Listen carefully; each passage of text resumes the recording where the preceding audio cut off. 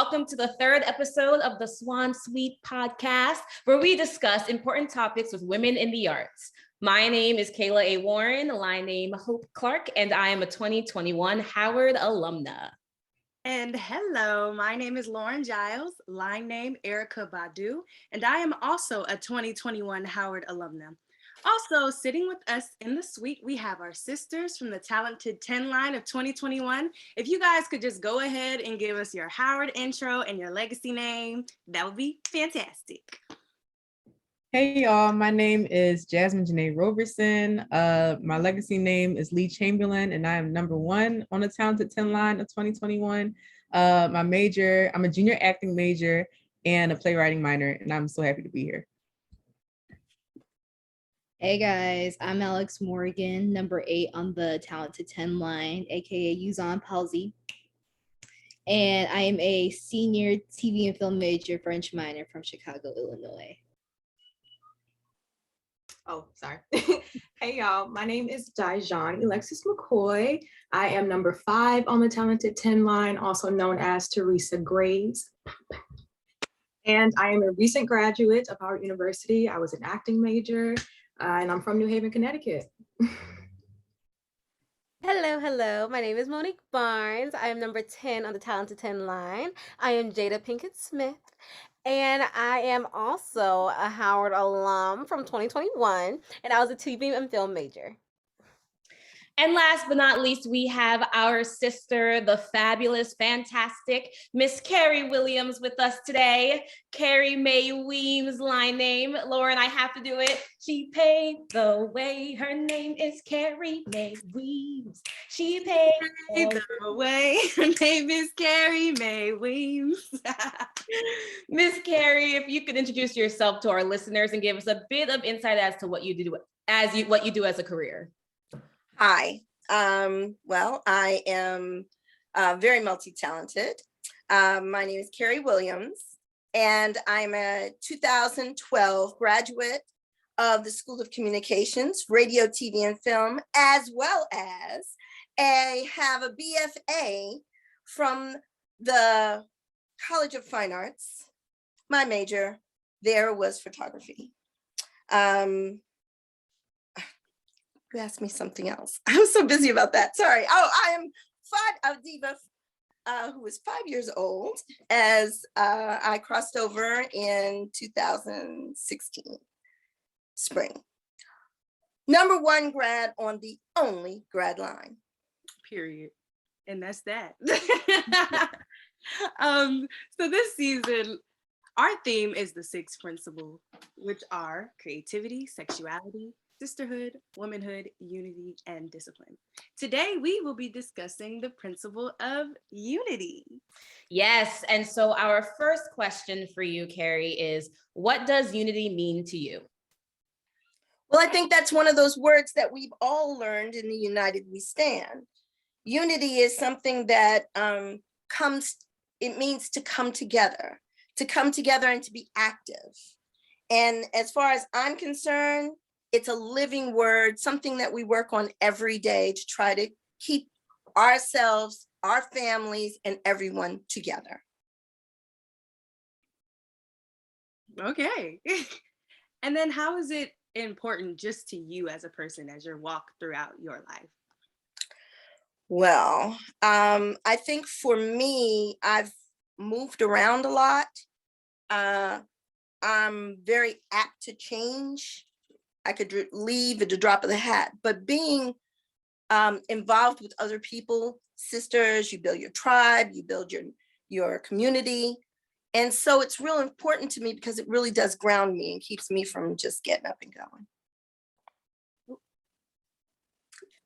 So you say like you're someone who's always on the go. So how do you keep that sense of unity, even if like those people that you once were so close to are like across the country? I'm gonna be honest. I think that we've lost, just picking up the phone and talking to people, and just staying in touch with people. I'm very good about being prepared to move on, but nowadays I still have to look back because once you have built this village, you have a responsibility. People want you to call them. People want you to check up on them. They want to go hang out. They want to be involved and stay up on your life. So for me, it's being in touch with people. That's the most important thing. Communications. What is one of your favorite experiences involving unity? You can give us like a small anecdote if you have one. Do I have one? See that right there? That's what my biggest challenge, most memorable challenge. The first time I understood what that word meant, because I am the eldest. So having a sisterhood, very far-fetched for me. I'm used to pulling people along, towing the line for somebody else. It's quite different when you're involved with a sisterhood where, no, you don't have to toe the line. There are other people here to help you. There's other people to hold your hand in the joy and in the sorrow.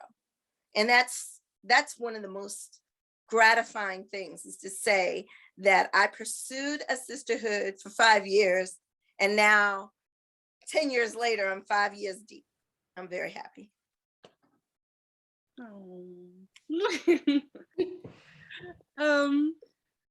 you have any advice when it comes to unity, just for young people, especially it kind of being a little bit harder now considering technology, and then also like COVID and all of just the connection is just being,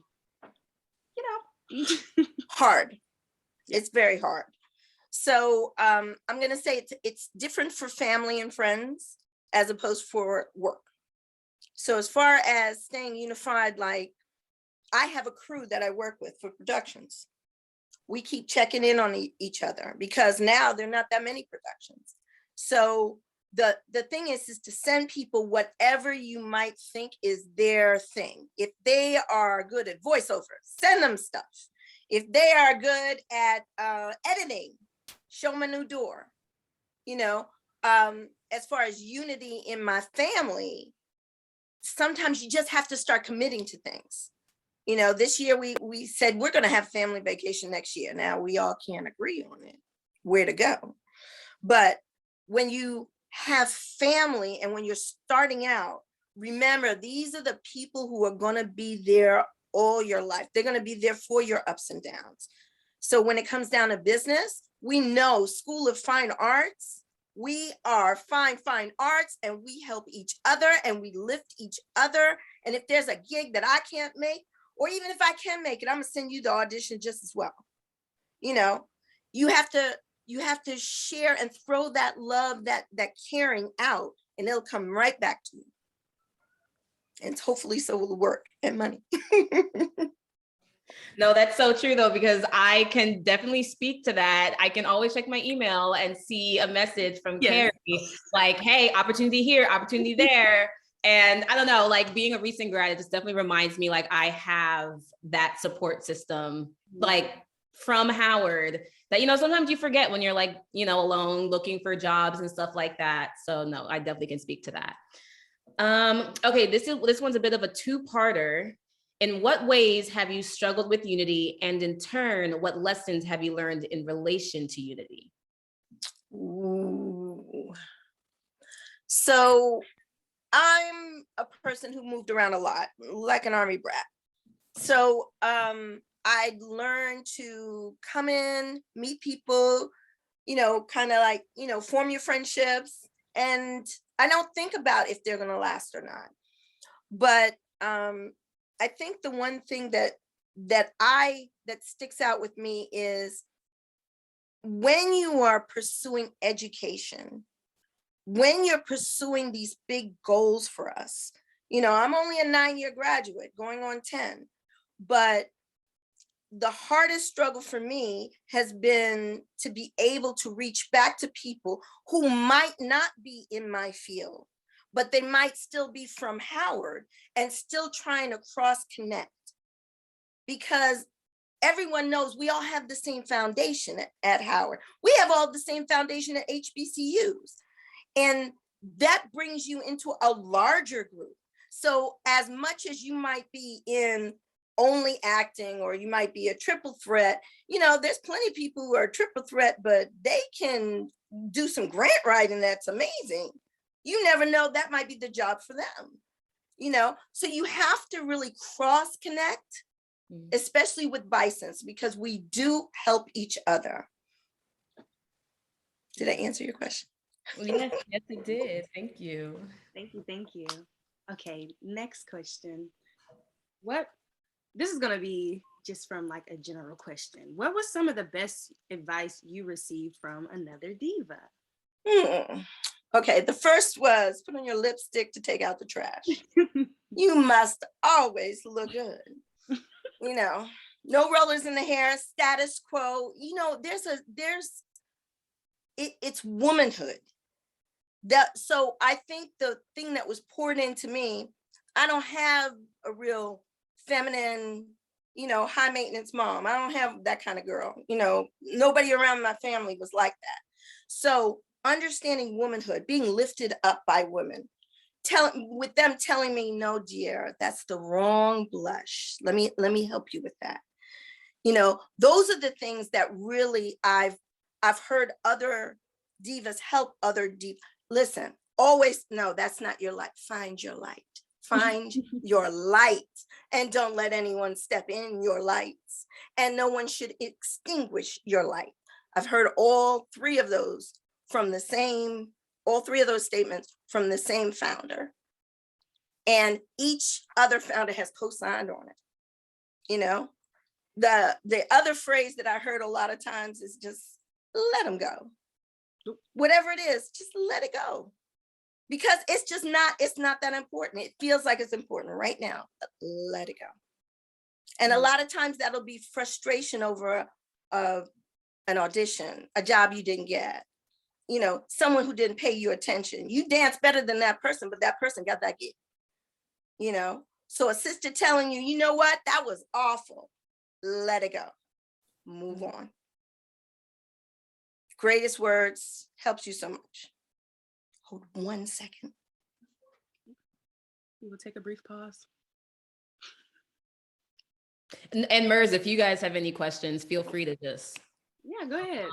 I was running out of power. I kept getting a note. I was like, ah. I'm bad. You all had really good questions too. Thank you. Yes, we have power. Yay. So you're already kind of leaning into this question, but how did your diva roots inspire / affect your career?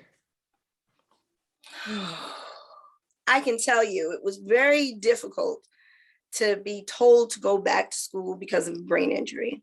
It was very difficult, of all things, to step up to an Ivy League school after so many years of attending, or such a gap in attending.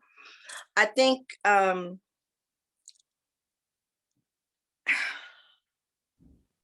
not to get upset about this. Say the question again. Give me a minute. How did your diva roots inspire and or affect your career? So for those who don't know, I was online in school, and then I had a medical emergency the year after, so I could not pledge when our line did not go over. That waiting, that wanting, that hunger.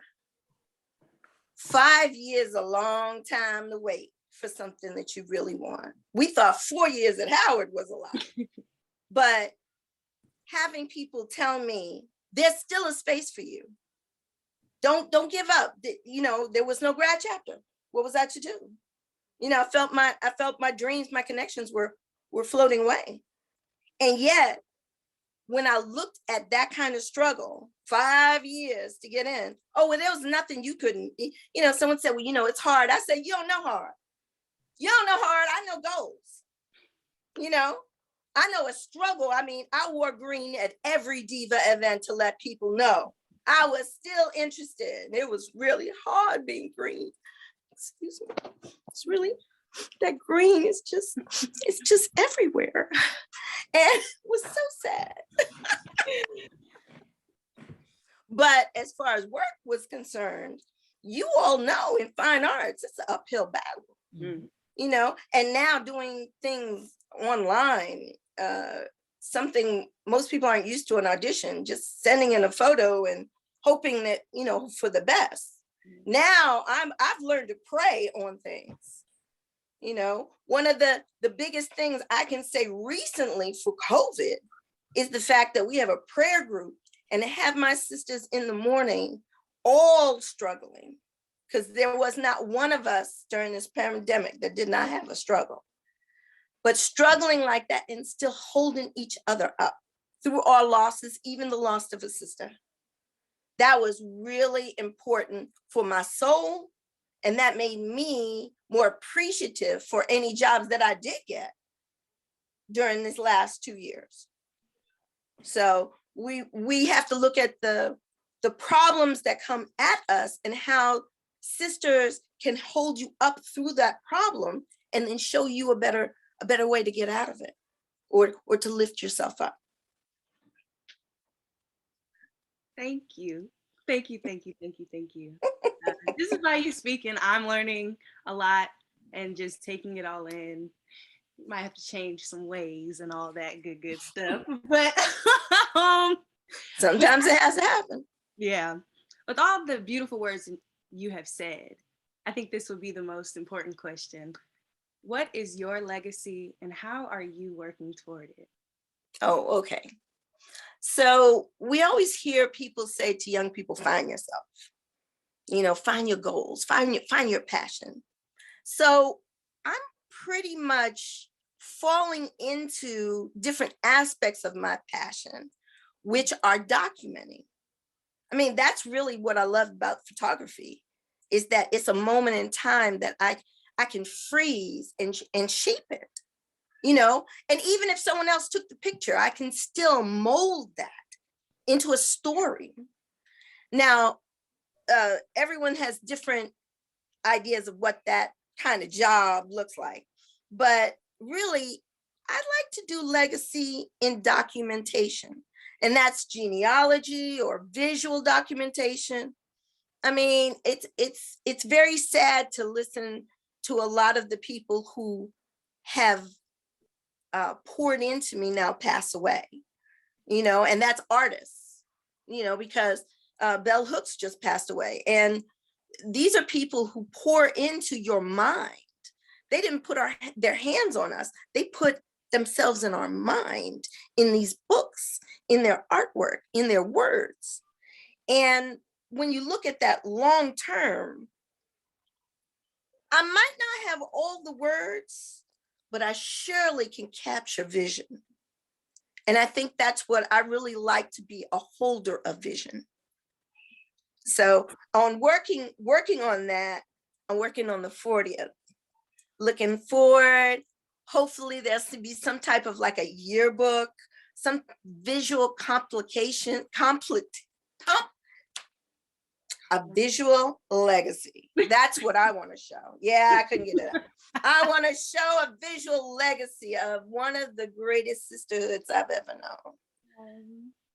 And people think that you're just saying that. And in the beginning, we used to say, well, our founders were still alive. We could still go and have lunch with our founders. That makes a big deal for me. Talking about someone talking to people who put this together nearly 40 years ago. Mm-hmm. And they didn't try to spread it around. I can name most of these sisters. And I don't think too many organizations can say that. Not only that, I probably can have pictures on everybody. So we know where we're going with this. 40 is coming. Watch your feeds on Facebook. Watch your feeds. But I will say that I don't feel alone being an artist. I know that in our sisterhood, everyone might not be practicing their art, or they might have different versions of their art than when they started. But all of us have that same gusto inside. None of us are slugs. None of us are slugs. We are some kind of women, artists extraordinaires, and we help each other. Who wouldn't want to be a diva? Incorporated.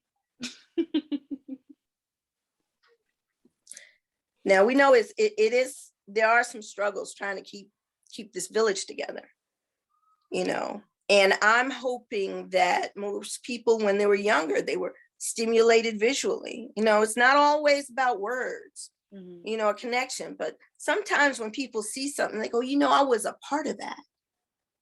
You know, see, that's me at this time. This is what I was doing.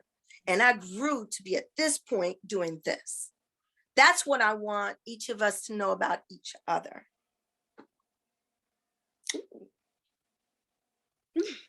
I am terrified to see the pictures that you have of our line. No, but that was really beautifully put. I'm like, did anybody write that down? No. It's definitely recorded. Yeah, it's definitely recorded. No, but those words were really, really, really, really inspiring. And now I'm curious. I'm just like, I want to know when you got into photography and this idea of documenting moments in time and all of that. When did that passion begin for you? Okay, so I think I must have been 7 or 8 when I started noticing that all these pictures that I have in my books are for me. Grand Canyon, I've been cross country twice on the trains. I've been to Canada, I've been to Europe. And I would think that by the time I got to high school, one would think I'd have enough photography. I didn't at first go straight into it. This kind of came on the tail end. You know, I think that the type of photography I like changed. I used to like landscapes. I hate people who pose. So I'd rather catch you in your breath, in your spirit, you know, like, you know, even, and I love kids. I've been doing children's photography, I think for nearly 15, 16 years. And it's because I like that purity. And I hope most of us would get that. We get it at Christmas time. I mean, you put a wrap box in front of everyone, they turn into a 5-year-old. It's the truth. Watch it. Next week, all y'all, you're gonna be about that big, you know, on the inside. You're gonna be like, oh, that's for me. I know that. But when you get that inner child, that spirit up, you know, you don't worry about your hair and your nails. You could have lipstick on or off. You know, you're in the moment. And I hope that most people understand that it's not that I take pictures for them. But somebody be like, oh girl, that's not my good side. It's not for you. The picture I take for you 20 years down the road will be what somebody looks back and says, yes, I know her. She started here. Look at her. She was a queen when she started. Yes, that's my sister. So I think that's that documentation, but it's hard because now people think they can do it all themselves. And I'm like, that's not your lipstick. That's not your real eye color. You know what I mean? Like, I want people at their best. I don't want to Photoshop you. So you build relationships when you actually start taking pictures, because the pictures are very intimate. You know, as an Indian, they used to not like people to take the pictures. You're capturing my soul. And now I think about it, I was like, yeah, that's just what I need to do. I need to capture the soul of this era. I need to capture the soul of this line. I need to capture the soul of this woman, because 10 years down the line, when somebody looks back, that they're going to say, I was there. I had that moment, that same moment, and she got past it. I'm going to get past it too. See how it uplifts someone, and y'all didn't know. Yeah, who can know? You know, years from now, it makes an impact. That's one reason why like family portraits are so important. Even if you don't like your family, take your picture. Take your picture. Take your picture with Santa. take your picture at the tree, take your picture with the people you don't like, and then watch what happens in 10 years when all of you grow from that moment. And a lot of you know that from your own cousins and siblings and stuff. You know, you look at early pictures and you go, oh my God, what was I thinking? And your sister might say, I was going to cut your hair when you sleep.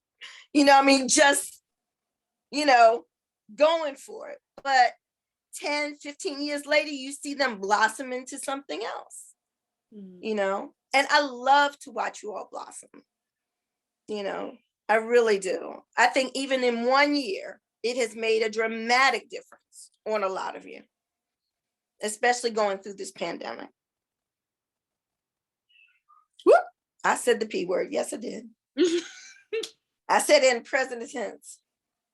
One thing I wanted to tell you is I did mention about unity and how the sisterhood is what really taught me about unity. It also taught me about separation and anxiety, because now I got people I worry about. Now I got people I love. I gotta know, I wanna know if you're hungry. How many times did I ask you all, did you eat? What'd you eat today? Hope that's all in your head. Every morning when you wake up and you say, Mama, skip this, and there's a little voice going, honey, you need to eat. You know, so that separation, you know, from people. I mean, there's 10 of y'all. I'm sure it's very hard to think that you cannot get 10 of y'all in one elevator or one room. There's going to be a time where some of you have to be separated emotionally. You know, when one of y'all get married, it's like, okay, there she goes. She's going having her life, you know. So those moments of separation, even now when some of you are still back at home, when you're like, I was already out. How am I back here?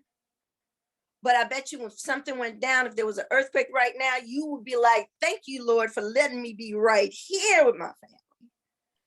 So those unity experiences, you know, there's that flip side. Now you got to care for somebody.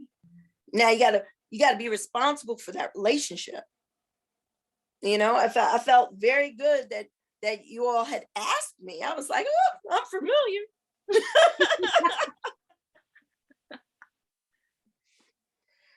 But in reflecting of all the times that I was at Howard, you know, I was a scroller court president and became Kappa sweetheart.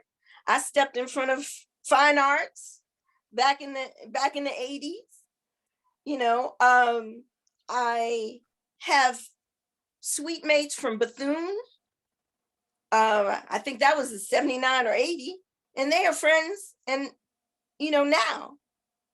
So there's a sense that once you leave home and you're with new people and you're making these relationships on your own, you know, you're bound by that HBCU, you're bound by the school, but what you do at that school is all your own. And I can say right now, I got plenty of pallbearers.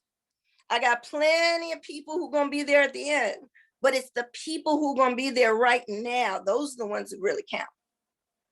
Those are the ones that came and just said a breath of high, and it meant the world for me. And that's that kind of unity that you just can't buy. I feel very sorry for people who've done everything online because they've got nothing from anybody else.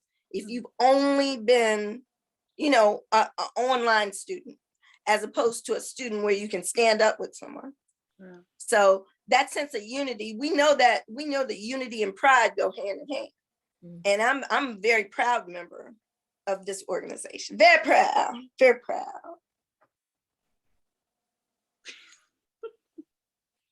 I almost cried there. Don't get me to cry. Don't get me to cry. I just love you. Oh my goodness. I did want to tell most of you who are going through a little separation anxiety, especially not being in all the whirlwind of Howard and DC and the big city and the sisterhood and all of that, you need to find the pond that's where your home is. Find an artist group. Find an artist group that in one form or another. And I don't mean just like if you're singing, they're singing. If you're singing and you go and listen to someone who's playing a guitar, you're still with an artist. It doesn't have to be the exact same, but if you keep that flowing to you, that's going to keep you healthy, because that's the part that Howard nurtured. That's the part that we nurture. And when you're out there on your own, you might go, I don't want to be with high school people anymore.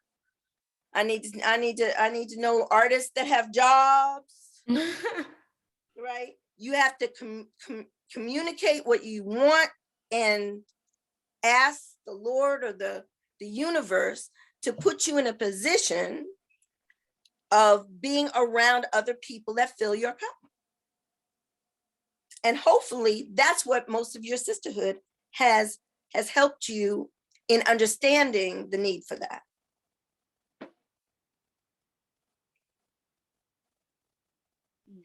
That's all. I was like, is there more? Because I'm ready. What else? What else?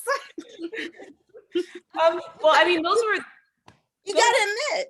I mean, we were made. The organization D.I.V.A Incorporated was made by 6 different people. Mm-hmm. They were not all the same kind of people. Right. And that's why we have these different principles, because you find that before you know it, they've weaved into each other. It's not like you can have one and not the other. You got to have it all. So I stand up for unity. I'm one. I'm going to share a little light and a little love. Well, thank you so much, Keri. Those were the questions that Lauryn and I had prepared. And if none of our MERS have any questions, and if Keri, if you don't have any last words of advice, because right. You're always ready to listen. Jazz, you have something? No, I just want to say that I love Keri so much. Like, this is why she's my one. Yes! We hear the ones we be here with it. Like, Keri is just such like a source of light and love. And I just really enjoyed hearing you speak today, especially when you mentioned any words of advice that you got from like a diva and just to let it go. I really needed that.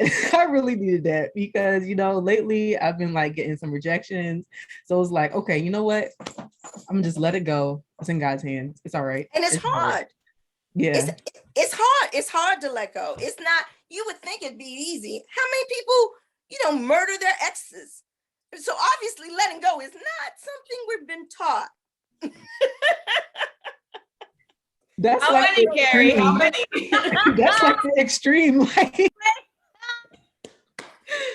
But I mean, like that. The other thing is that most people don't go to therapy. They don't believe in therapy, or they don't believe in pills, or they don't believe in. And I'm like, you know what? However, you have to find something that allows that darkness, that envy, that hate, all the bad things out. Mm-hmm. Find it. I know that my heart is a little heavy, and I keep saying I need to get in the water. I need to get swimming. I need to, I know what I need. Mm-hmm. And those things will help me. Well, if anybody's sending me to Hawaii, Vegas, California, any water, I'll take it.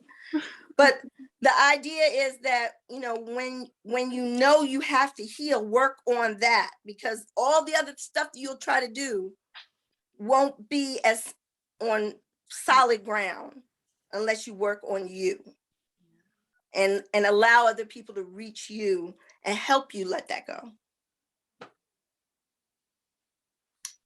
Thank you for that last part. I needed that last sentence. That last sentence. Y'all have really been a joy. You know that. You too. So you have one more to do.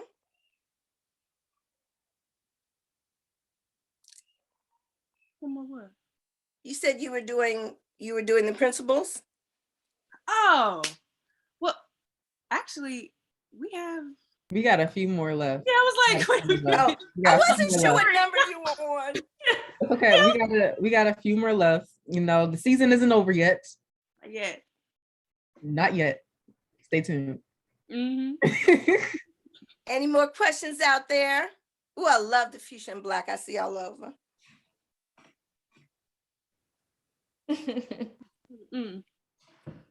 Yes, Di, yes. I mean, there's okay. 7.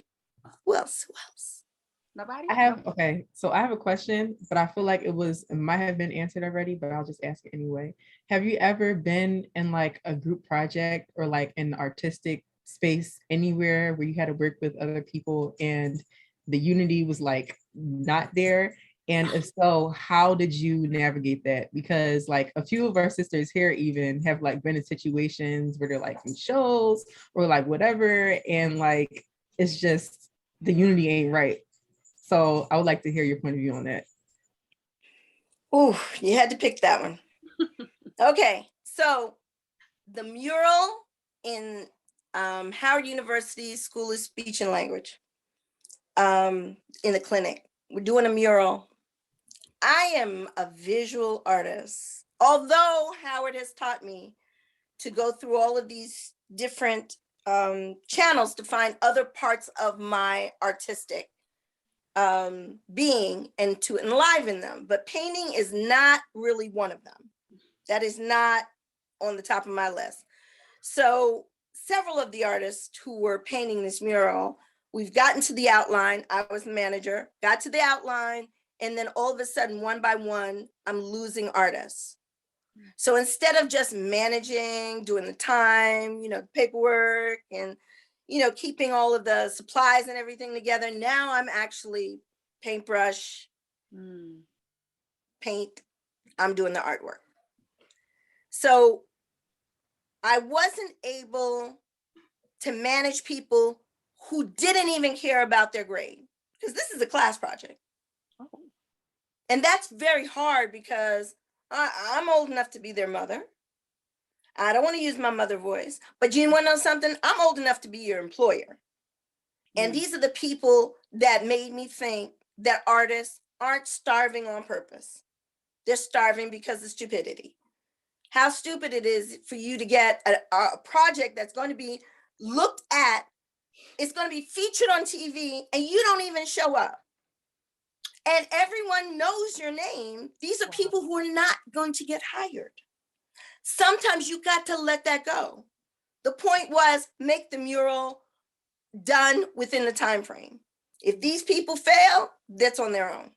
And yes, they were begging the teacher because I couldn't do anything about it. I'm just a fellow student. So a group project that's sinking still had to be successful, but the people who were involved may not have been successful. So that was the hardest thing, is for me to actually admit to a teacher, nothing I could do for them. Have called, have texted, have emailed, have tried bribery, there's food down here, whatever you need. And they still didn't show and do their job. And it in the end, I'm not going to suffer because I did my job as bad as I felt bad because these students didn't take this project and run with it. And you're going to find that there are people in ensemble shows. It's always somebody dragging their feet. You can hear them off beat. They need to just go home, and that's the way, that's just the way I felt with them. You didn't want to do it. I did it, not what I was comfortable with, but it made me rise out of my comfort zone. Those people are still probably trying to finish now, years later. But that was very rough. I have a good heart, and I just hate when people don't do their best. Oh yeah, Lauren, that eye twitched. There has been times. That's all I'm gonna say. The point is, you gotta do your best. I'll tell you, one of the hardest lessons I've learned being on the line, and there's someone who, that was the dead weight. We weren't going anywhere with this girl, you know, and then having to realize that we couldn't have unity. If one person goes the wrong way, you can't have unity. So it meant all of us had to come back and just try again. You know, we came with different formulas, you know, some of them were in different lines. But when you feel that someone is not living up to their potential and it's going to harm you, cut the rope. Cut the rope. Let them go on their way. That weight, you know, it feels bad at the moment. It might be a crushing feeling, whether it's a coworker, you know, or someone in the cast that you've got to cut, or you just got to say, hey, those are not the notes we're singing.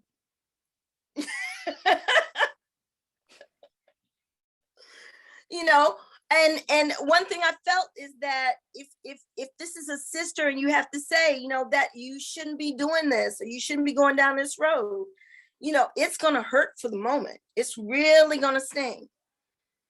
But that person letting go of, it might be a dream, you know, and they might think that they can sing and can't, or dance and can't, or, you know, live on their own and can't. You know, you want to be there for your sister. You want to be there. The one thing I feel that is in the sisterhood, we become friends. You know, I don't think that anyone would say anything different away from, you know, your face or my face, because we know people's talent. We know how hard it is getting started. We don't know how hard it is getting started in the pandemic. I mean, you got new ground on that. But the one thing I can say is that in this organization, you can go in any state and call us and say, this ain't working, and somebody will help you. Or you can call and say, this is working, and that person will congratulate you. It goes either way. Unity is something that you all have built into this. It's not something we're granting, and that's why some people, they're like, well, so-and-so doesn't speak to me. They don't know you. They don't know you, they're not gonna speak to you. You know, but what I'm trying to say is that to be able to say more than 100 people are in contact with each other means that there's a lot of personal investment. And I know all of you have made that among yourselves and into the organization, whether it's on, you know, different committees, or if it's just, you know, bringing over a great casserole, like my number one had that great French toast casserole. Oh, I divert. Sorry. But I do think that it's a living word. It's something that you've put into, it's your heart, it's your soul, and that's what keeps us united. I mean, think of it. Those homecomings, that just shows you how united we can be in spirit. And we don't know half those people. It's not like we know all those people in that crowd.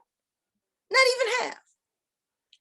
You know, and going years back. I mean, there'd be people who are graduates, 1966. You out here jamming. Get it? You know?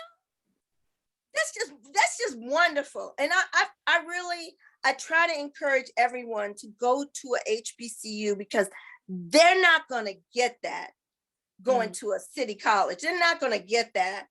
You might get a little of it at a community college, but you're not going to get the full hug that you're going to get from HBCUs. You're not going to get that. They're made very different, and people from those schools are made very different. They're very united. We got to watch out, world, because we are united. Unity. Yes. And I can say that especially, I feel like I'm bragging a little bit. Since I'm a 1, every number has to be made with 1. Comes from a 1. We don't have any zeros. You know? So we're all building upon another. Just remember that. Think about that. We're all building upon another. No matter how much we get separated, we're all building upon another. And that's the best part about it. And we're just getting started. I'm 5 years old. 5 years old. So I'm enjoying. I'm enjoying this. I love that. Thank you so much, Keri. Jazz, it's looking like we're gonna need a Swan Suite podcast, Carrie Williams edition, because I need more. Right. No, but thank you so much for imparting your words of wisdom and encouragement with us today. It was a pleasure having you on our podcast, Keri. Thank you so much. Glad to be here. And to all of our listeners, thank you so much for stopping by the Swan Suite. See you next time. And